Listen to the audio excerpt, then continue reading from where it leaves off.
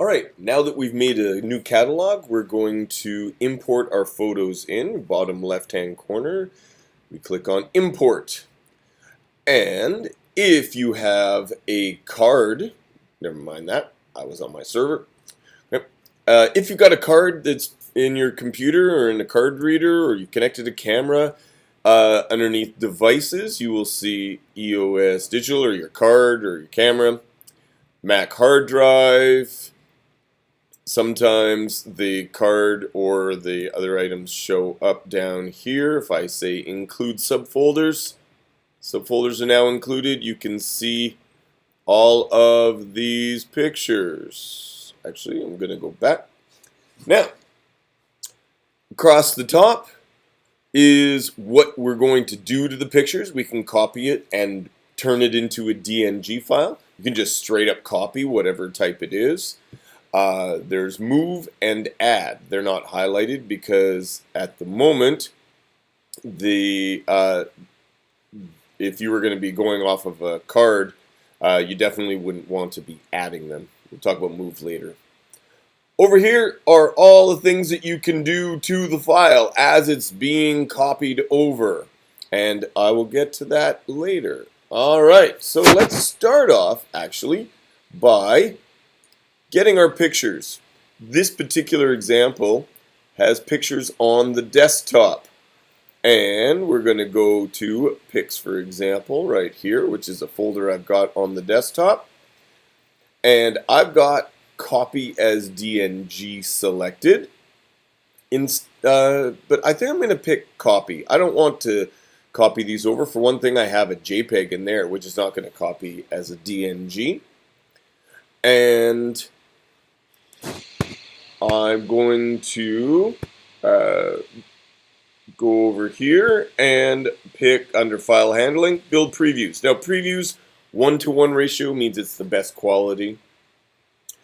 And Smart Previews, I'm not going to turn on.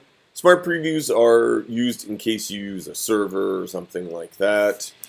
And under File Renaming, I want to rename these ones. I'm going to call them, let me see, I had these called Example Photos 2.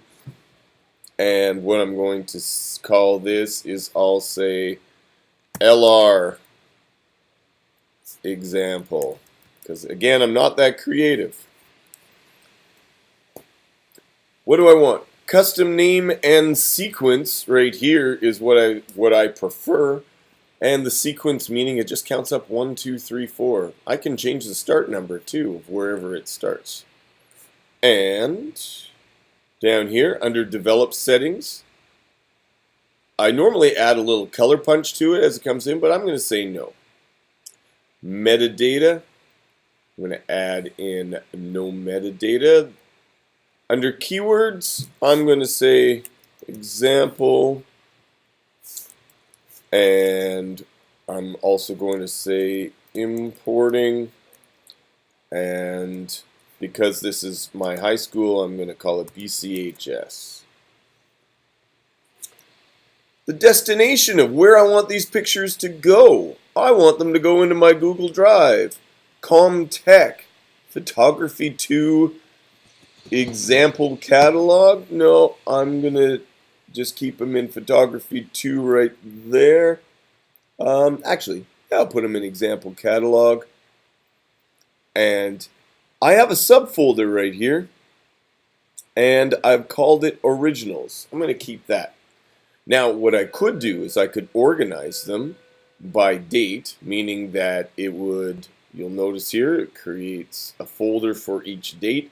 But my own personal preference is actually just into one folder. Cool. Moving on down, just going to close that for some space here.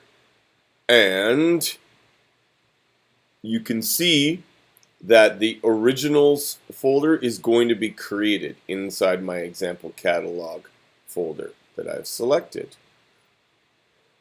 Okay, what's the last thing? Down here, under Import Preset, if I'm going to be using this time and time again, I'm going to select a preset. Save current settings as new preset, and I would type in whatever I wanted. And so let me just show you some of the presets I have for school stuff that I just save onto the laptop, or things that are coming from my iPhone or whatever. I pick any one of these and it automatically goes to all of the settings that I've just shown you, which is really quite nice. And then as the very last thing, what you need to do is click on import. And then it imports your pictures into your catalog.